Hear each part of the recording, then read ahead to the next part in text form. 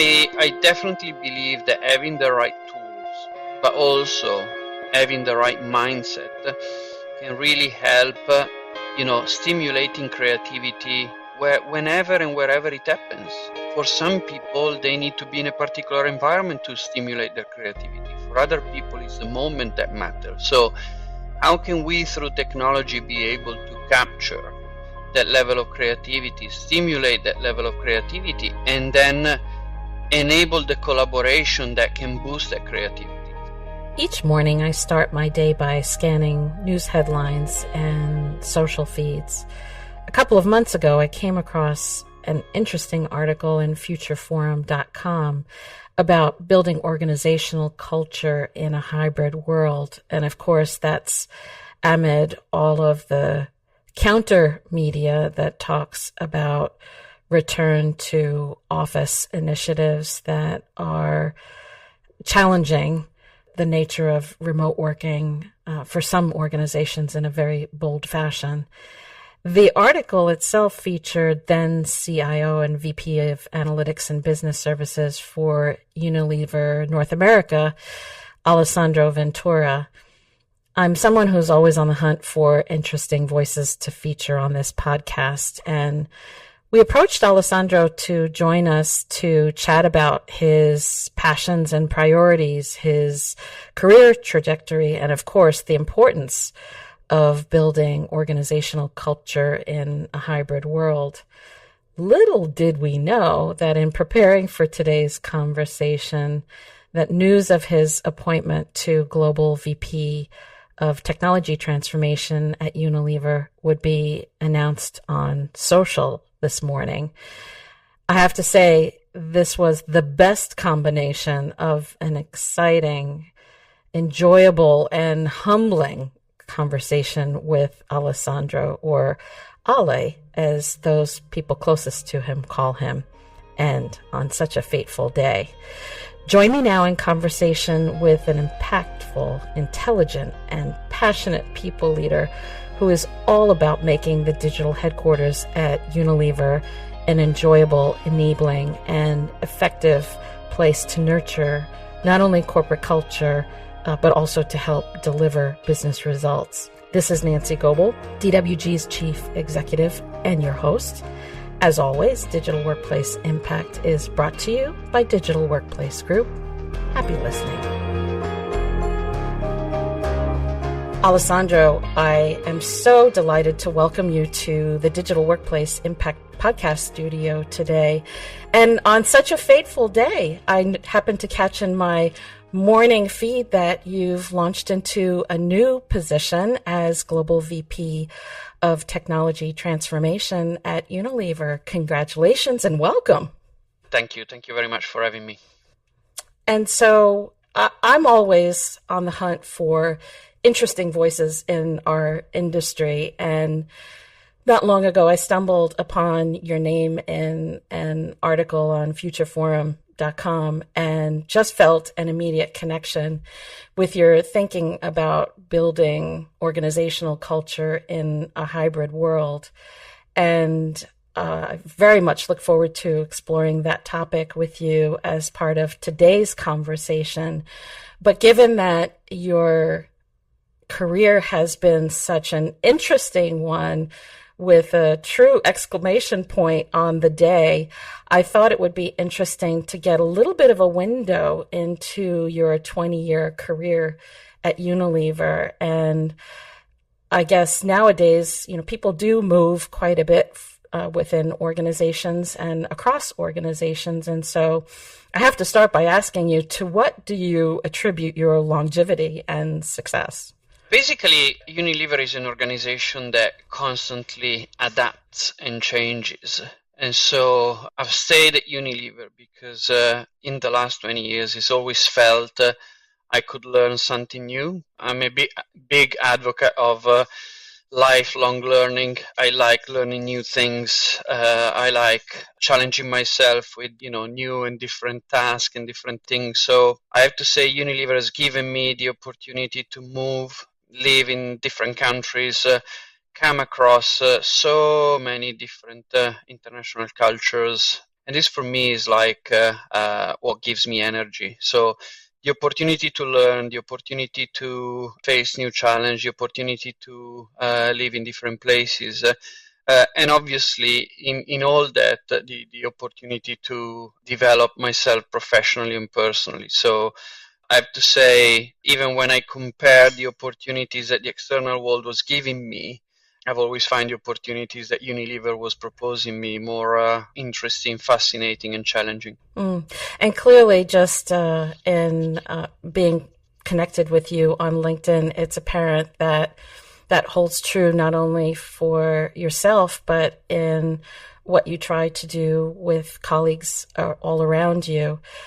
You're clearly someone who is looking to help Unilever at large and your organization in particular serve as lifelong learners themselves and to create opportunities. And one of the areas that I'm particularly intrigued by within that is the idea of the purpose that you've set forth, and that's really around delivering business impact by bringing out humanity and happiness. And you don't often hear of that, especially from an executive within the technology arena. So tell us a little bit about the origin story for that purpose. So the origin is really looking at my passion. So I've always been driven in everything I've done. I started working when I was 13, doing very different tasks and activities. And in everything I've done, probably the education of my parents, who were working class people, but had really, I've always said, a dignity in everything they did. So my dad was a factory worker at Pirelli Tire Company for like 45 years. And so the idea of business impact comes from there. The passion to really make sure that what I do has an impact and has a positive impact in the people around me and then in the business that I serve. I mean, I've been blessed and humbled to be with such an incredible company like Unilever. But before I served with Deutsche Bank and with Nokia, although for much shorter period of time. And for me, it's important that what I do has an impact for the business that I serve. At the same time, I'm a people person. I'm driven by the relationship with people. I thrive having people around. And I think that, happiness and fun play a very, very important and hugely underestimated role in how we can do the same thing, but do it better. To the point that, to me, when I go to the office, it doesn't feel like going to the office. I mean, I want to go and see my colleagues. I consider them, people that I want to hang around with and people that I want to share a laugh with. And genuinely believe that making people around me feeling that they can be themselves, making people around me having fun with me, it kind of de-dramatize a bit the pressure that is in the corporate world today, which I think is insane. I also believe, to be honest with you, I always say this to my colleagues because we did a little party for the end of my role here in North America with my team. Several people came to me and told me, I've never been able to speak so openly with a VP, etc., etc. And I'm like, I'm not a VP, I'm Ale. And I believe that hierarchy plays a very important role in decision making. Because, of course, a company as big as Unilever cannot not have hierarchy in terms of decision making. If everybody tries to make decisions, it's anarchy, and the company goes under in seconds or minutes. But outside decision making, we're all human. We're all people, and why should anybody treat me personally different because of the role that I have? So I'm outside decision making, we're all the same. Even in decision making, of course, I have a role which is different. I have a responsibility which is different. But that responsibility is a responsibility to serve, not to behave in a certain way. That role, that responsibility doesn't give me any free pass to not behave, according to my purpose and who I am. So, yeah, I think that this, de-dramatize, scaling down the drama and the pressure and the tension that we all have at work by having a laugh and being able to, go for lunch all together and feel free to talk to each other as, we can talk, among people and among friends, really helps them people giving their best and therefore helping me to leave a mark in everything that I do.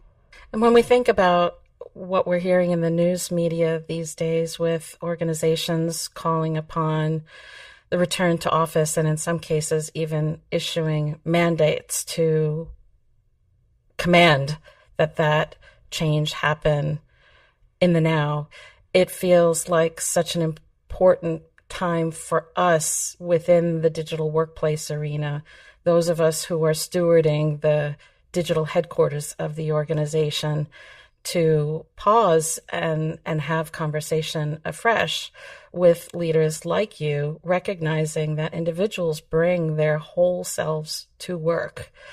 And the definition of work isn't about where you work, it's about how you work.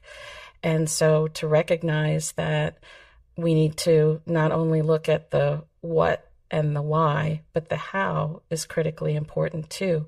We actually had our member meeting in London last week, and one of the conversations that we had was about the importance of layering in emotional journeys that employees have as part of looking at optimizing the employee experience.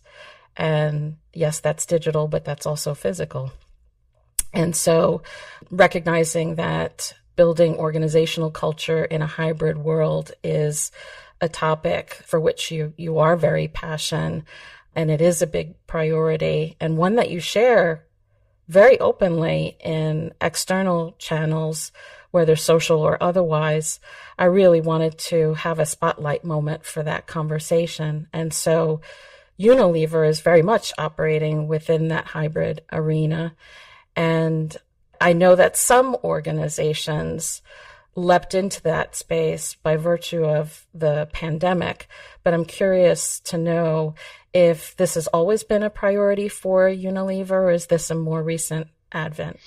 No, Unilever has always been a huge supporter of hybrid arrangements. I mean, we call it hybrid arrangements today, but Unilever has always been passionate about the outcome rather than the input and where the input takes place. So it's really never mattered where you were. Also because being such a big international company, if you want, in a sense, disperse, even if I'm in the office, but the rest of my team is around the world, I still have the same experience of relationship with them than I have connecting with them virtually. So yes, the short answer is Unilever has always been strong advocate for flexible working arrangements.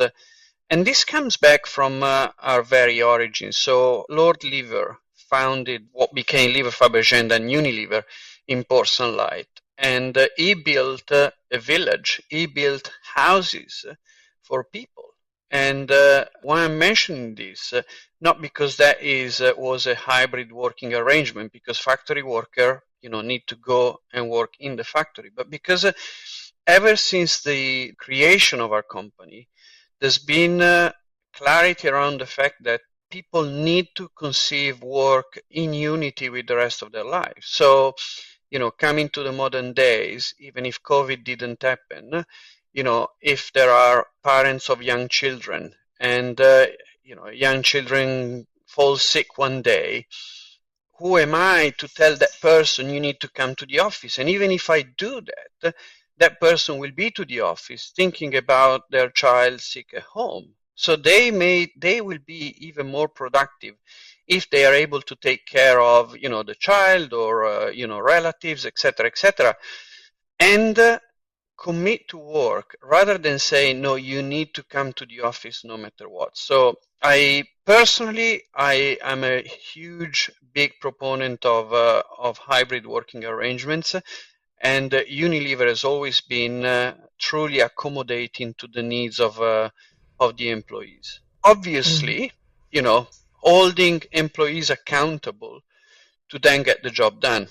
One of my bosses used to say, if you have a day which is light and you finish at 3 o'clock and you want to leave the office at 3 o'clock, you shouldn't think twice about it, because trust me, at the end of the year, you will have done your hours. So it's not a matter of hours, it's a matter of, being the best version of ourselves from an energy perspective, from a mental perspective, so that we can land that business impact I was talking about before.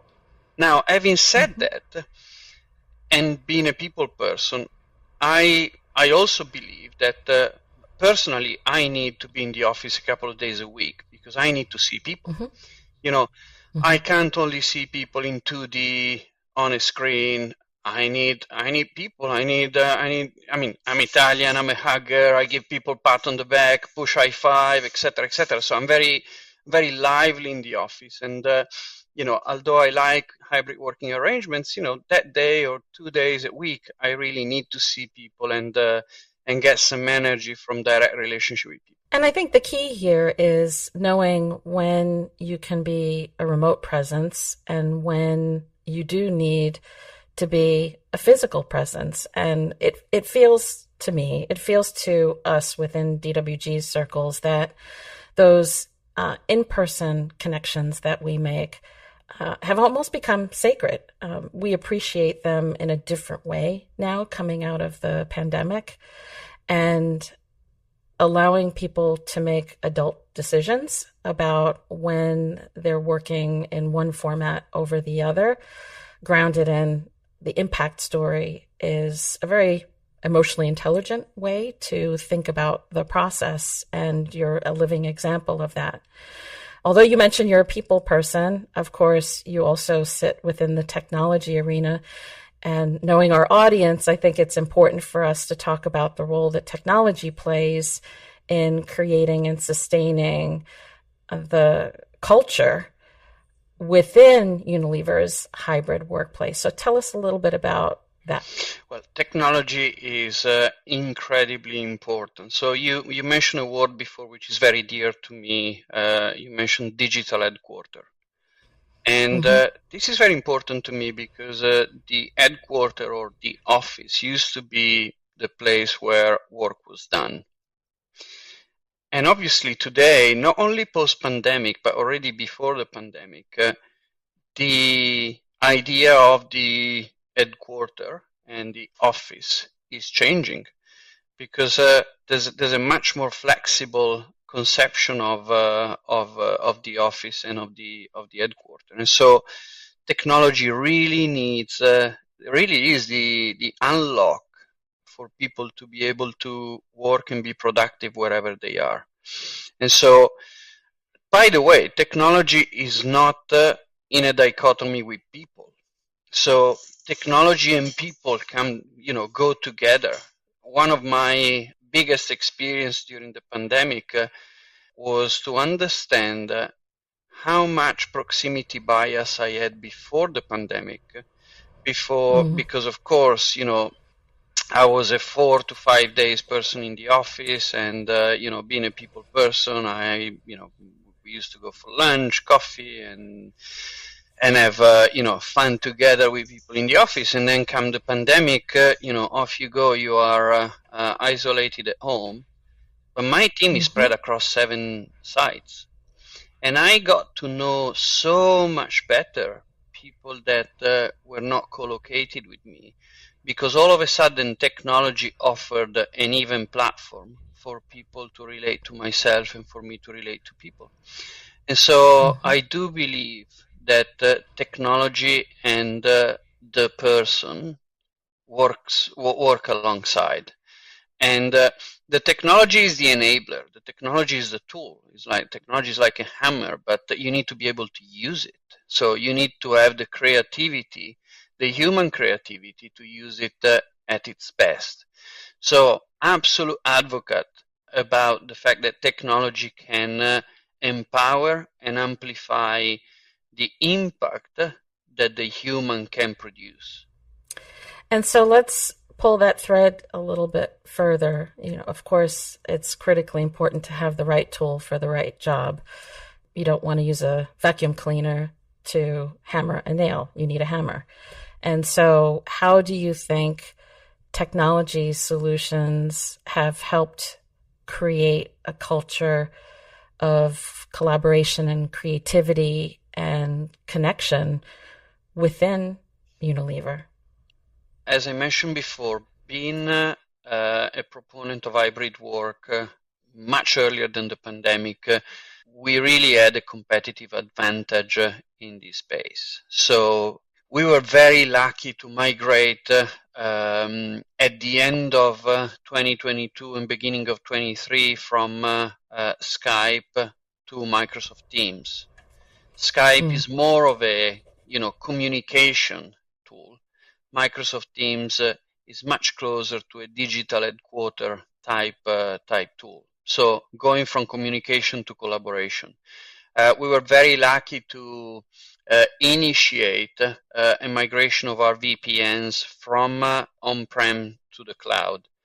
And this really helped us being able to boost the capability for everybody to be able to work online on a dime. I still remember it was Friday, March 13th, where Unilever worldwide decided that from that very day, we were all going to work remotely with no notice.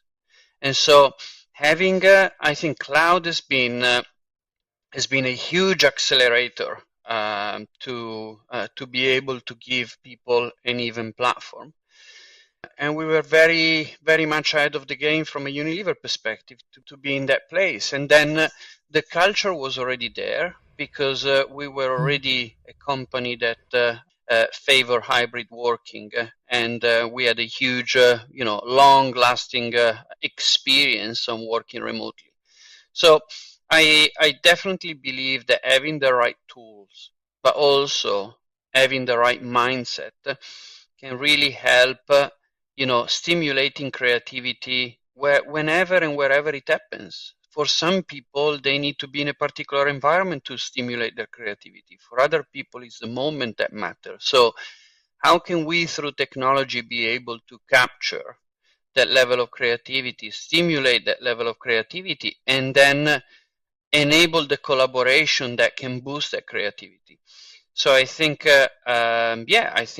technology plays a super important role in linking people up and then boosting, the power of the collective, if you like. Now, there are some moments where you need to come together. There are some moments where you say, hey, let's come together to brainstorm on, a certain project, a certain innovation, etc., etc. And then there are the elements of complexity where you have asymmetry in the presence. So if you have 90% or 95% of people in the room and 5% of people online, sometimes it's difficult. So you also need to have a working agreement to say, hey, whenever we do this, we do it online. Whenever we do this, we do it in person. And so one of the things that I do now is when I run my town halls, I've got a team of 120, and they are, as I mentioned before, spread across 7 different sites. So what I do, I no longer get in a meeting room and I stay at my desk so that the experience of everybody can be the same. No matter if there's a room full of 20 people or there are other 100 people connecting from home or connecting from other offices, everybody gets the same experience. So we need to be mindful of making sure that we are inclusive even in the use of technology. And so thinking about the experience of the other. But I definitely believe, again, technology is a huge booster and enabler to create a culture that favors collaboration and innovation in a company. And you mentioned the idea of crafting working agreements. Do you think there are any other special considerations that teams need to think about or that you've thought about in balancing the physical and the digital workspaces inside of Unilever? There's something that I call intentionality. Being a leader in a physical environment, in a sense, is easier than being a leader in a hybrid environment, because in a physical environment, people can see us and sees us in everything that we do, and so there is a more of an element of transparency and an element of be true to ourselves. Whereas in the hybrid world, if I want to connect with somebody, I need to be intentional in connecting. In a hybrid world, I need to be intentional in thinking about, okay, what is the experience of this connection for the people that are co-located with me, but also for the people that are, in different locations. So I'll give you an example. When I first arrived, we ran this survey every year, which is called Univoice. Univoice is the moment where every employee can give feedback to the organization, to the leadership, and then to the direct management. And so I remember that there were some negative feedback and concerns around my level of inclusiveness. And so I was like, oh my gosh, I mean, I'm a people person. I want to be inclusive. So I want to understand what this is. And so we did some focus group, etc., etc. Anyway, long story short, all it was the fact that when I ran my town halls, again with the old technology, etc., etc., so it was a bit more difficult, but I didn't have my camera on because I was thinking more about the people in the room than the people that were connecting virtually. And so all it took was switch that camera on to enable people that were not co-located with me, to see me. And so I think that the word I would use as the most important attribute for a leader to be a leader in the hybrid world is intentionality. I think that's a very powerful statement. And also being prepared to take on feedback, to understand the data and the insights that things like Univoice have brought forward, and in this case allowed for a very simple adjustment that had a profound impact on helping people feel more included on a global scale. And so I know you have a background in analytics, and so feedback loop can create a mix of qualitative and quantitative input to guide decisions and taking things to the next level.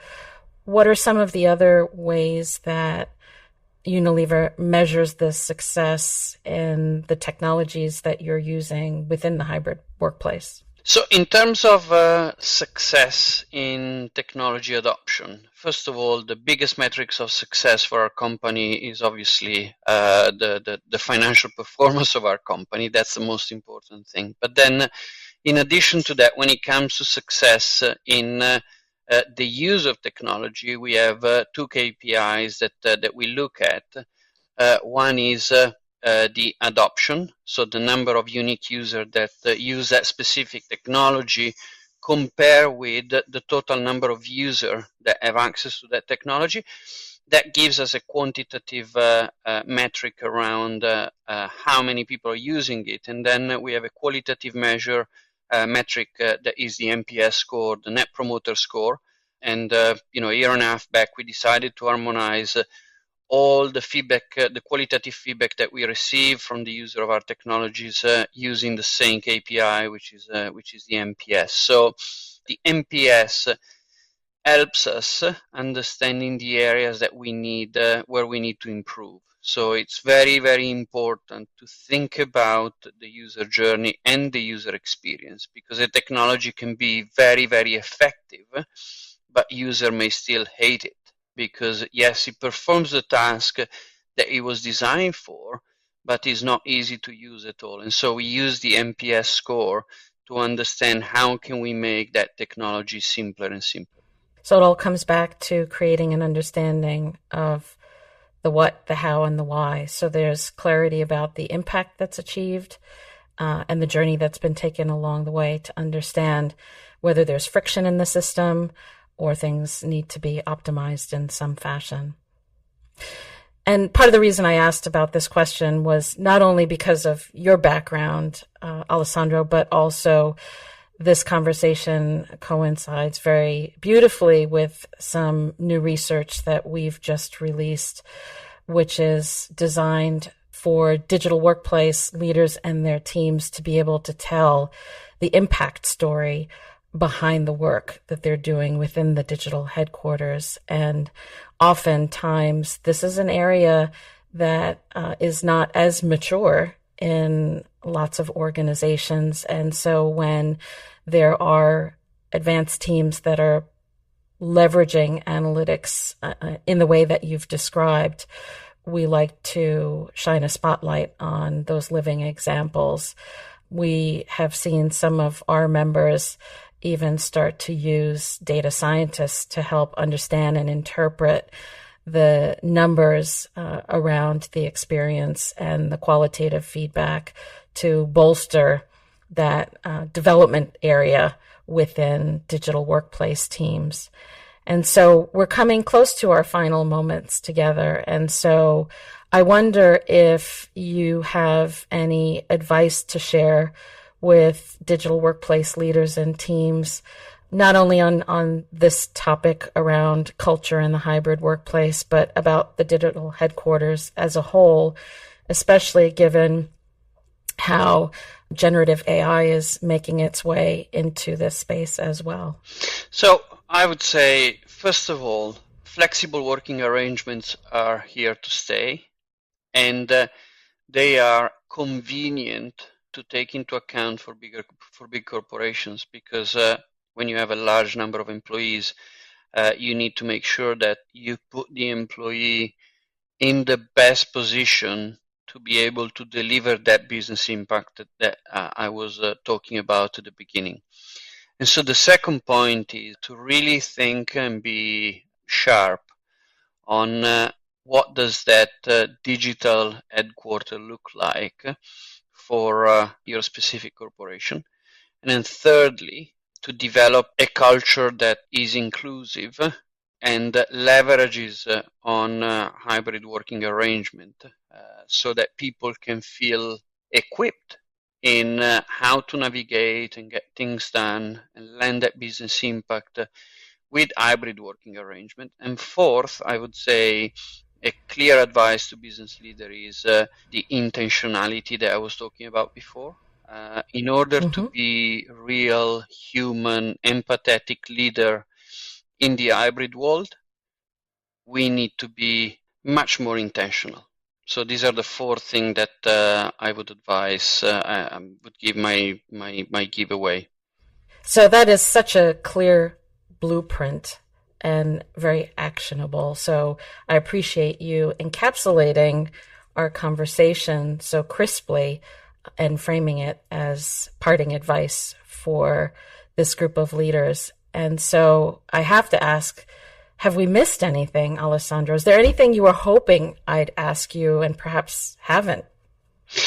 I don't know. I mean, the world is changing so fast and so fluidly that, maybe today my answer would be no. And then I listen to this on Monday and I say, things are changing again. So obviously we need to be mindful of, the context that we work in and all the disruptions that are happening, positive disruptions and negative disruptions. So, all that I said is always needs to be kind of embedded in a context that keeps changing. So, but for today, I would say this would be it for me. Excellent. Any final reflections? No, look, I'm super. First of all, super grateful to be invited, and I'm very humbled to be invited to express my views. I'm a big proponent of, we say the future of work, in reality is the present of work. Because for me, one of the key skills of a successful company is speed and agility. And I think everything that we said about hybrid working arrangements and the future of work, etc., is in a context of even big corporations like Unilever becoming more and more agile to be successful in in the present and in the future. What a perfect thought to cap off our time together. I too am humbled by the opportunity to have this conversation, and I certainly hope it is not only the first and the last. I look forward to continuing to get to know you and look for further opportunities to collaborate. But for now, just to bring us back to the start of the conversation today, warmest congratulations to you on your new appointment, and we certainly wish you every success as you move in every sense to London.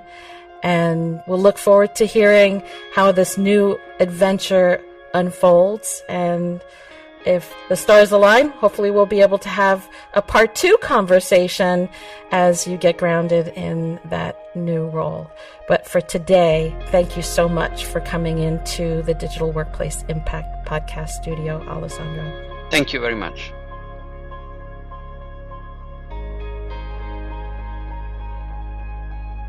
Digital Workplace Impact is brought to you by the Digital Workplace Group. DWG is a strategic partner covering all aspects of the evolving digital workplace industry, not only through membership, but also benchmarking and boutique consulting services. For more information, visit digitalworkplacegroup.com.